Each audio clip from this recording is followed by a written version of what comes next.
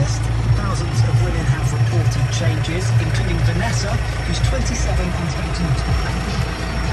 Very was unknown. It was really like, I had to work first and just really tired. Just a reminder, there's no evidence the vaccine has any impact on pregnancy or fertility. Marks and Spencer says it's closing 11 of its French stores. The company says it's down to problems supplying them with fresh and chilled goods since Brexit, and it's